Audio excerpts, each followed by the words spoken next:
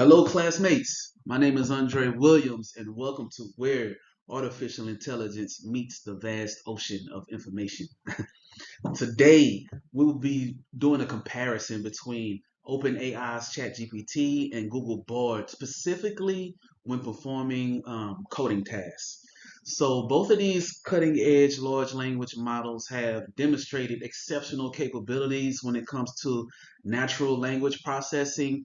But specifically today, we're going to explore the proficiency in assisting with programming challenges.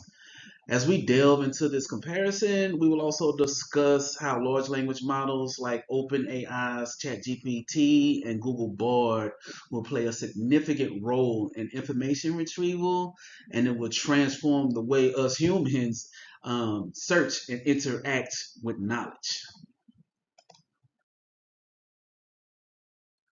So one of the reasons why this year has been so revolutionary is because there's been previous large language models, right? But they haven't had the ability to code. And if they were able to code, it was on a very small scale. Now it's something completely different. So the question we all want to know is, how do large language models learn to code? So large language models are trained on a diverse range of text data, which includes examples of code in various programming languages from different sources. So think of like GitHub, Stack Exchange, Kaggle, etc., etc. The model learns to generate code snippets, understanding coding concepts, and answer questions related to programming by observing patterns, syntax, and semantics in the data it has been trained on. The process involves tokenizations. The training data is broken down into smaller units called tokens, which can be words, subwords, or even characters, depending on in depending on the language and context. So tokens can also be things like functions, variables, etc., etc. Embeddings. Tokens are then mapped into vector representations which capture their meanings and relationships with other tokens in a high dimensional space. Neural network training, the model learns from the training data through a deep neural network, which helps it understand and predicts patterns, relationships, and structures in the text, or in our case, in the code. Fine-tuning ChatGPT is trained on specific tasks or data sets to improve its performance on relative tasks, such as coding-related questions. And something else that's interesting that's been added is a human feedback loop. So now humans can they can give a response, a thumbs up or a thumbs down if the answer is correct. Now, if it's up or down, this can be used to kind of fine tune the model. So when I was doing my research to determine which models I wanted to compare, it was tough to see benchmarking. Large language models are very difficult to benchmark. Benchmarking is how we can evaluate their performance, right? We give them different questions from standardized tests to see how they perform. However, the umbrella of large language models is really large when it comes to tasks, right? We can ask it questions about anatomy, space, biology, is a vast amount of knowledge, right? But we just want to do it on coding. So there are six different benchmarks that we use today. The one that is the mother of them all is PILE, what is known as the PILE benchmark. That's the one that's on the screen right now. There are a couple of other ones. There's Glue, Super Glue, Lambda, but PILE is the mother of all benchmarks. So PILE was introduced in a research paper um, at Google and the University of Washington in 2021. The goal of PILE is to provide a comprehensive and consistent evaluation benchmark for natural language models, enabling researchers to compare the performance of different models on a range of tasks and assess their overall capabilities. PILE consists of a suite of tasks that cover a wide range of NLP capabilities, including machine translation, summarization, natural language generation, answering questions, and more. Specifically for our use case is going to be answering coding questions specifically. Each task is evaluated using standard evaluation metrics such as BLUE for machine translation and ROGUE for summarization.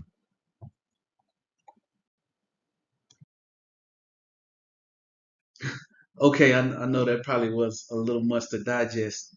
So let's think of it in simpler terms.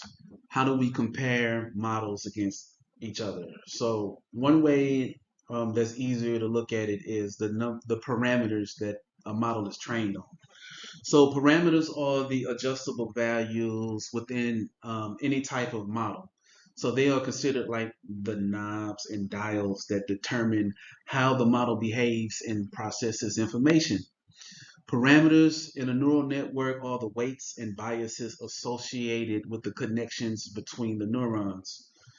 These values are learned and adjusted during the training process, allowing the model to make better predictions and generate accurate outputs by lowering the amount of error whenever they make a prediction or when it's being trained. Having more parameters generally means that the model has a larger capacity to learn and represent complex patterns and relationships in data. Essentially, the more parameters, the smarter the model is.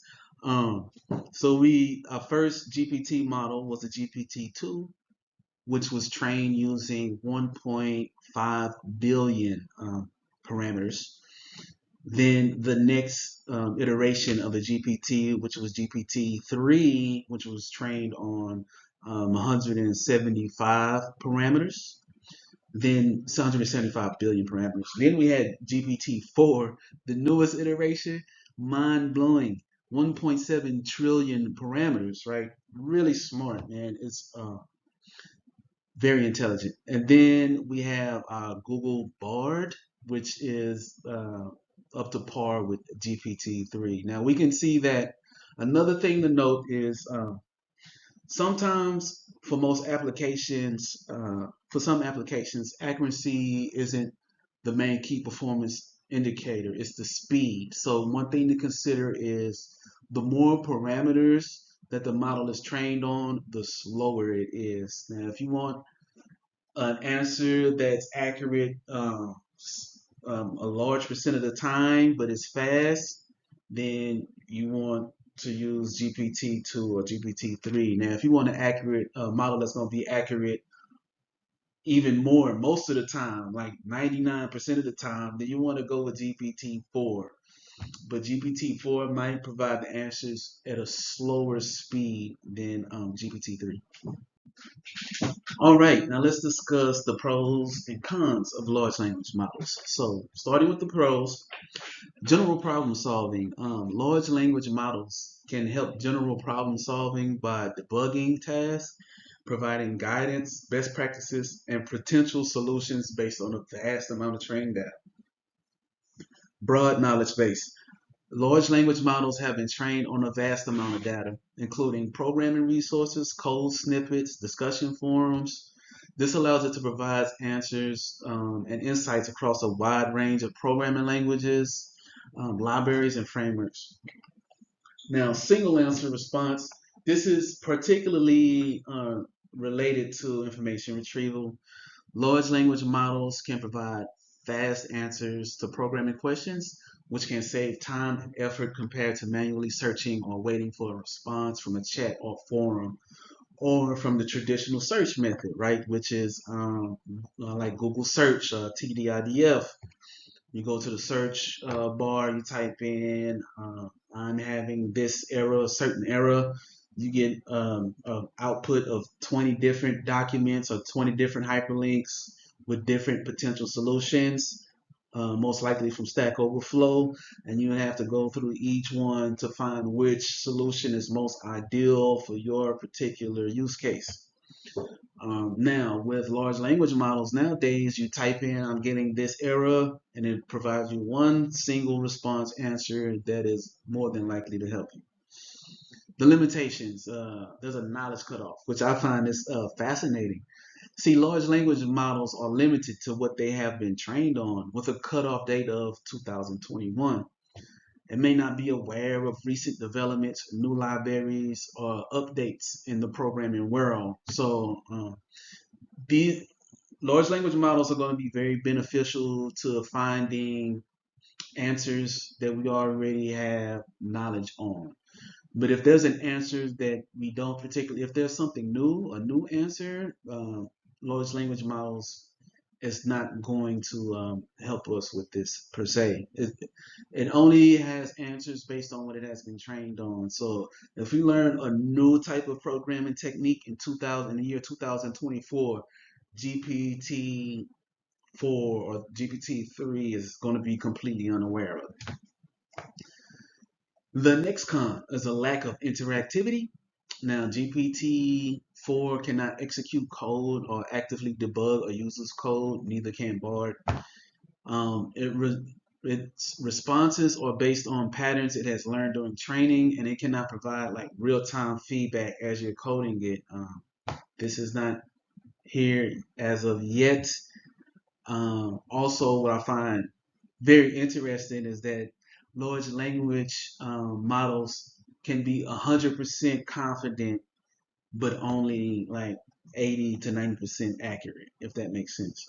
So the answer might not be right, but it's going to deliver the answer in a confident manner. The last limitation is incomplete or incorrect solutions. This goes back to my previous statement. Large language models might provide incomplete or incorrect answers as it may not have a complete understanding of the programming concept, language, or libraries involved. And from my experience, sometimes you'll give it a coding problem and it won't complete the output. It'll give you like half of the answer and or maybe like 80% of the answer, and then you'll have to type in continue the coding before it continues up. All right, next slide. Okay, so now we'll do a couple of experiments for the sake of time. I know I've been talking a lot. We'll only look at two large language models, and we'll test them on LeetCode. We'll look at GPT-4, which was trained on 1.7 trillion parameters. So I expect it to perform better, but we'll see. I expect it to perform slower, but we'll see.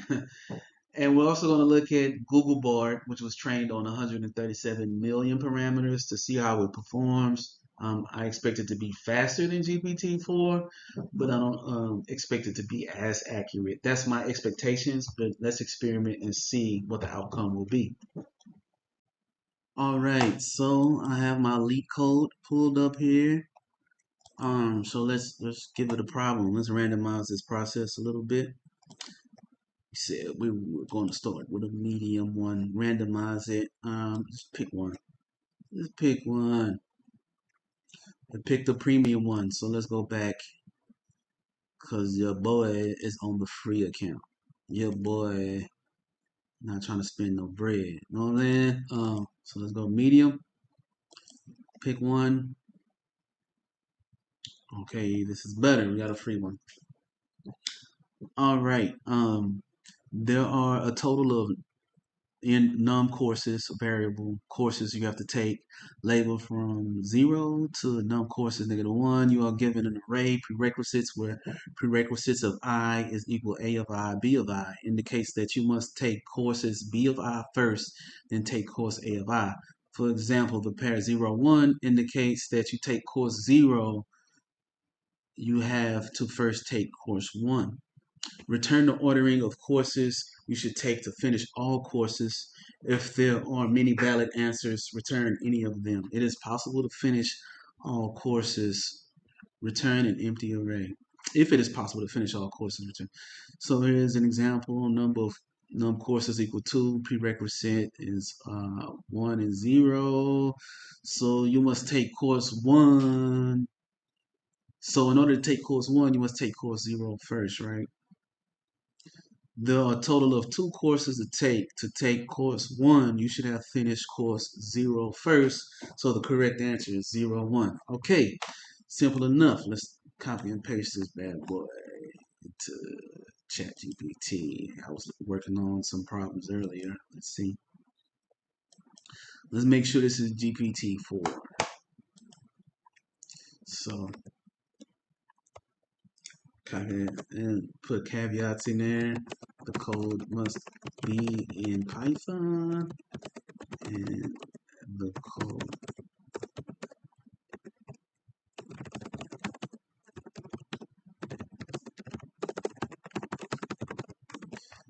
All right. What was that LeetCode at? There we go. Let's see what the answer is. Model ChatGPT 4. Here's a Python solution using the class format you specified. Wow, look at that. So specific. The solution uses a topological sorting algorithm to find a value or so there's like a level of understanding. It doesn't really just give you the answer based on the patterns that it recognizes, but it kind of understands what it's doing, and I find that absolutely fascinating. This is quite a bit of code too. Let's see. It's using a dequeue, which is you can pop. It's not. It's like a queue. It's not a first in first out. It's kind of like you can pop from the front of a list and from the end of the list using a while loop to do a typological. You can use this class to find a valid order of courses. If it is impossible to finish all courses, we will get an empty array. So let's just copy this code, put it in LeetCode, and see what happens.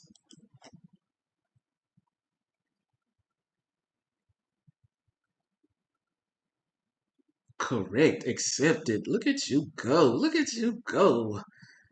You got everything right. Look at that. Accepted. Look at you go. Mm-mm-mm. How do I see the test cases? Details. My code submitted. So it completed in 72 seconds. So there are solutions that have a shorter runtime. Mine was in 72 milliseconds. So there are more efficient answers out there, but yet still it's one of the highest performing in our normal distribution. So let's look at some of the test cases.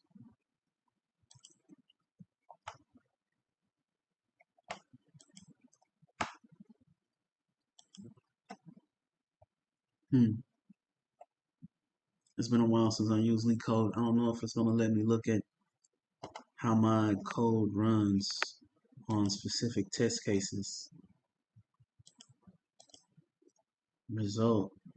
You must run your code. Okay, so run it. Okay, so of two courses, you must take, this was an example, you must take 0 before 1. Expected, that was an output. Let's see what it did for case 2. Oh, wow. Expected, that was an output. Case 3, look at that. Expected, that's an output. Amazing. So let's see what happens in Google Bard. Where it is. Okay, let's see what happens in Google Bard for this medium question.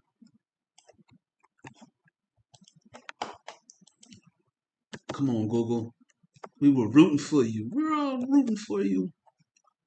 We were rooting for you. We were all rooting for you. Let's see.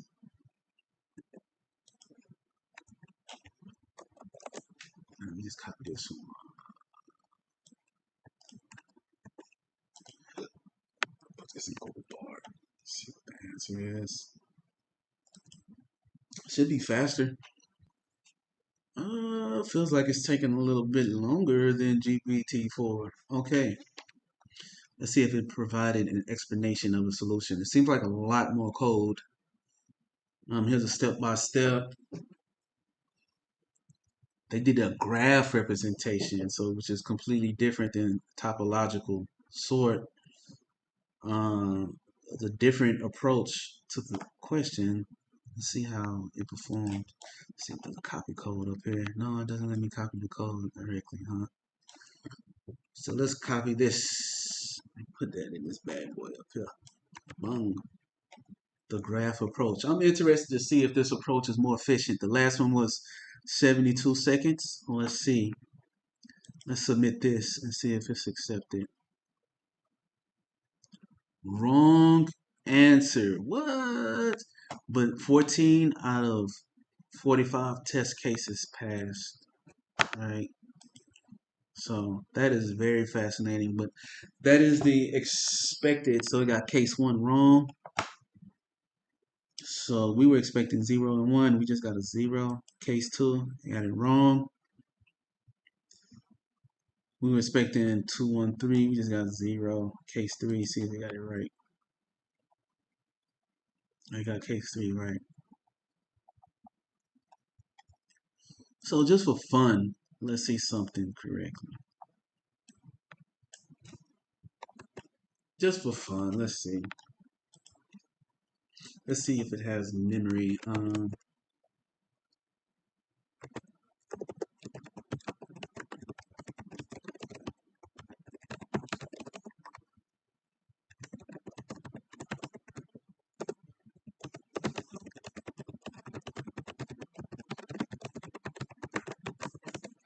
Let's see what happens. Let's see if it improves. But this was the expected results, right? Google Bard was only trained with 137 million parameters. GPT-4 is more intelligent. It has 1.7 trillion parameters. Look, you are correct. This code above does not work in a given test case. The problem is the code does not handle cycles in the graph. Here's a step by step. Okay. Okay, now it wants to do a topological sorting algorithm. Look at you. Look at you, Google Bard. Let's see. Let's see if you can get it right on the second go.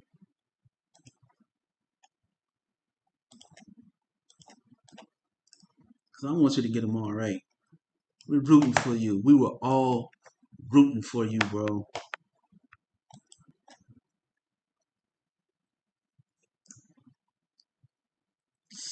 Wrong answer. 14 out of 45. Oh my God. Okay. Well, for the sake of time, let's go to another. Let's go to a hard one. I'll see you on the next slide. All right, that was fun. Let's do a hard one now and see what happens. This is the final test. It's been a pleasure learning with you, ladies and gentlemen. Pick one. Hopefully, you don't pick a premium one. You know what I'm saying? Your boy don't have the bread for that. Um, you are given a zero index integer array nums consisting of 3 times n elements. You are allowed to remove any subsequence of elements of size exactly n from nums. The remaining 2 to the n, 2 times n, sorry, elements will be derived into 2 equal parts. The first n elements belonging to the first part of their sum is sum of first, and the next n elements belonging to the second part and their sum is sum of second. Okay. The difference in sums of the two parts denote as sum of first minus sum of seconds. For example, sum of first equals 3 and sum of second equals 2. The difference is 1. Blase, blase. 2 minus 3 is -1. Returning the minimum difference possible between the sum of the two parts, removing n elements. Okay, difficult to understand. Let's see an example. Input number 312. Explanation here. Nums have 3 elements, so n equals 1. What? 3 to the 1. Okay, makes sense. N. Thus, we have to remove one element. So n. So remove n. Okay, remove one element from nums and divide the array into 2 equal parts. So we move one of these numbers and divide it into 2 equal parts.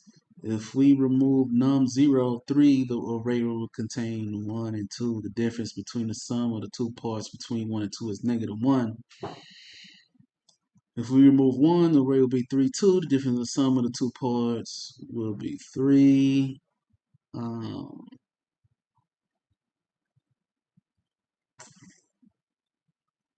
3 minus 2 equals 1. If we remove number 2, the array 3, 1, the difference of the sum of two equal parts will be 3 minus 1 is equal to. The minimum difference of the sum of two parts is -1. Okay, makes sense. Got you there, bro. So let's copy this to ChatGPT. Boom. Let's give it an example to nudge it in the right direction. Boom. And let's ensure that the answer is in the proper format.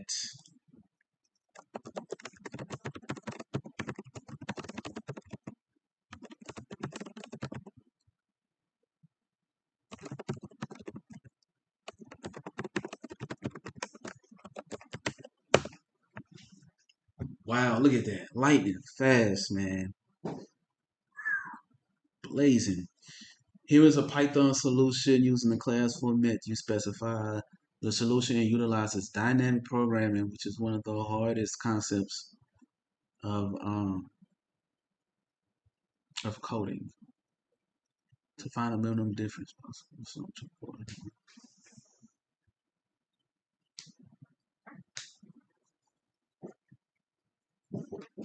look at this, boy. This is very exciting. Fill in. So it's doing this dynamic programming table to fill with zeros and ones, like the knapsack approach. Look at this. You can use this class to find a minimum difference possible. So let's copy and paste this. Oh man, hold up. I messed up. Copy code. Okay, here we go. Judging.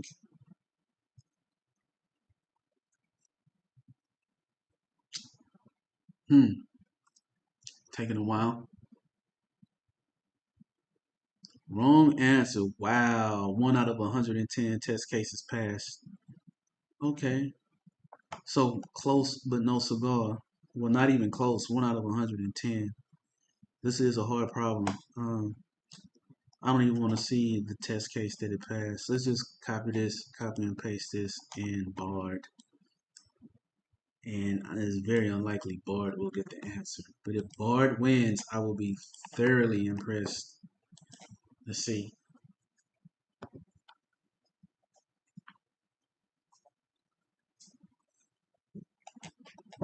Here's a solution. Oh, it's a lot more elegant. Let's see. It's not using dynamic programming. Here's a step by step. It's not using dynamic programming at all.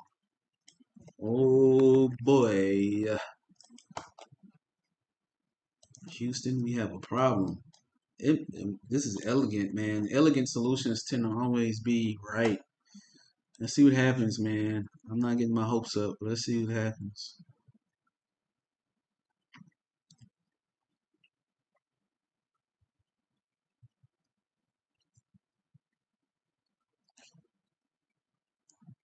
Wrong answer, zero. So Google Bard, Google Bard didn't even get a single test. It didn't even pass a single test case.